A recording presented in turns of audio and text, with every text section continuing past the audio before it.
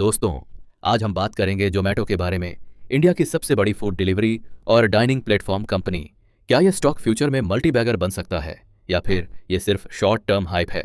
चलिए डिटेल में समझते हैं फंडामेंटल्स, बिजनेस मॉडल और फ्यूचर ग्रोथ की पूरी कहानी। जोमेटो की शुरुआत हुई थी 2008 में और आज ये सिर्फ फूड डिलीवरी तक सीमित नहीं है। कंपनी का पूरा इकोसिस्टम है। Food delivery, quick commerce, Blinkit, dining out services, B2B hyper pure जो रेस्टोरेंट्स को सप्लाई करता है। मतलब जोमेटो सिर्फ खाना पहुंचाने वाली कंपनी नहीं रही, बल्कि एक end to end food and grocery ecosystem बन चुकी है। इसका फाइनेंशियल को देखते हैं जो इन्वेस्टर्स के लिए सबसे इंपॉर्टेंट है।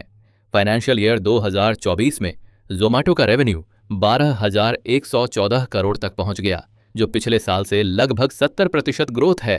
कंपनी का नेट प्रॉफिट फाइनेंशियल ईयर 2023 में लॉस से निकलकर फाइनेंशियल ईयर 2024 में करीब 351 करोड़ रुपए की प्रॉफिट पर आ चुका है।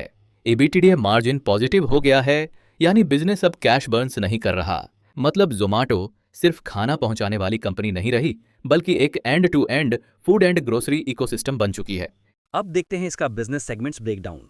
फर्स्ट है फूड डिलीवरी। जोमेटो का ये कोर बिजनेस है जिसका मार्केट शेयर 55% है, जो स्विगी से बड़ा है। इसका एवरेज ऑर्डर वैल्यू 400 रुपए प्लस तक बढ़ रहा है। दूसरा है Blinkit, quick commerce. 10 minute delivery का मॉडल अब रेवेन्यू में बड़ा कंट्रीब्यूटर है। फाइनेंशियल ईयर 2024 में ब्लिंकिट का GMV 300% तक ग्रो हुआ। अगले 2-3 साल में यह जोमेटो के लिए नया ग्रोथ इंजन है। हाइपर प्योर रेस्टोरेंट्स को फ्रेश इंग्रेडिएंट्स और सप्लाई चेन सॉल्यूशंस देता है।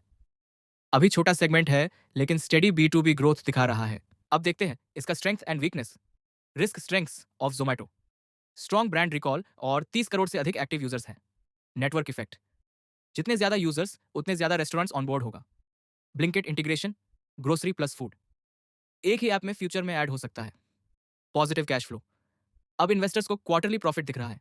रिस्क्स एंड चैलेंजेस: इसका कंपटीशन स्विगी अभी भी बड़ा राइवल है। रेगुलेशन रिस्क: गवर्नमेंट कभी भी डिलीवरी चार्जेस या कमीशंस पर दबाव डाल सकती है। वैल्यूएशन PE रेशियो अभी काफी हाई है, मतलब ग्रोथ ऑलरेडी प्राइस्ड इन है। ब्लिंकिट अभी भी लॉस में है, अगर टर्नअराउंड डिले हुआ तो प्रॉफिटेबिलिटी इंपैक्ट होगा। इसका फ्यूचर ग्रोथ पोटेंशियल। दोस्तों, जोमेटो का फ्यूचर काफी इंटरेस्टिंग है। फूड डिलीवरी पेनिट्रेशन अभी भी इंडिया में बहुत लो है, सिर्फ टॉप सिटीज तक लिमिटेड है। रूरल एक्सपेंशन से ग्रोथ बाकी है। ब्लिंकिट 10 मिनट डिलीवरी फ्यूचर का बड़ा गेम चेंजर है। मार्केट अभी भी 1 लाख प्लस करोड़ का एड्रेसेबल साइज रखता है। Hyper pure B2B supply chain stable revenue देगा। इंटरनेशनल एक्सपेंशन की भी संभावना है। अगर कंपनी एग्जीक्यूशन सही करती है तो अगले 5 साल में जोमेटो का रेवेन्यू और प्रॉफिट दोनों 3x 4x तक ग्रो कर सकते हैं।